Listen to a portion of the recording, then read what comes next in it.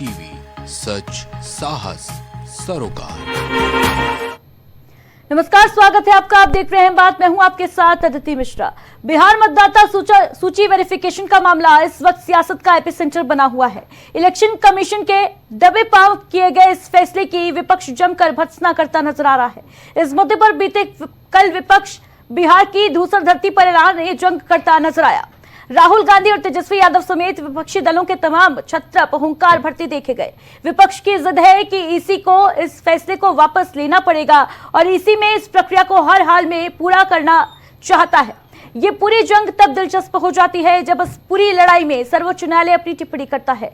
आज बिहार की मतदाता सूची वेरिफिकेशन मामले की सुप्रीम कोर्ट में सुनवाई चल रही थी और सुनवाई के दौरान सुप्रीम कोर्ट ने कुछ ऐसी टिप्पणियां कर दी जिसमें विपक्ष की आस अभी भी जिंदा नजर आ रही है।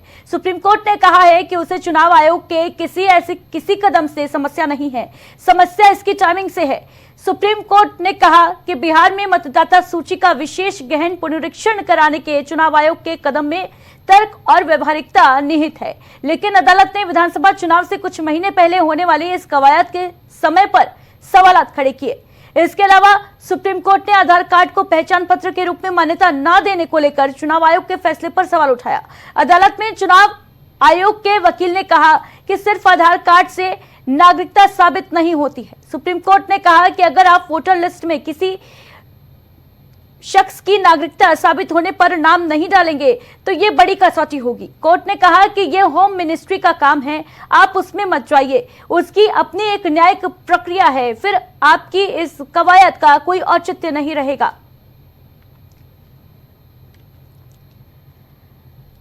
तो वोटर लिस्ट वेरिफिकेशन पर सुप्रीम कोर्ट के डिसीजन की बड़ी बातें जो रही वो ये थी कि चुनाव आयोग को एसआईआर का संवैधानिक अधिकार है, नागरिकता पता करना गृह मंत्रालय का काम है। इसके अलावा सुप्रीम कोर्ट ने कहा कि एसआईआर को लेकर समय नहीं दिया गया, टाइमिंग पर सवाल खड़े किए सुप्रीम कोर्ट ने। साथ ही साथ सुप्रीम कोर्ट ने यह भी प्रश्न किया कि अचानक से क्यों डॉक्यूमेंट मांग रहे हैं जबकि बीते 20 साल से चुनाव में हम हिस्सा ले रहे हैं। Aadhaar card, voter ID card, ration card का उपयोग करने के निर्देश सुप्रीम कोर्ट ने चुनाव आयोग को दिए हैं। बताते चलें कि इस पूरे मामले की 28 जुलाई को फिर से सुनवाई होगी।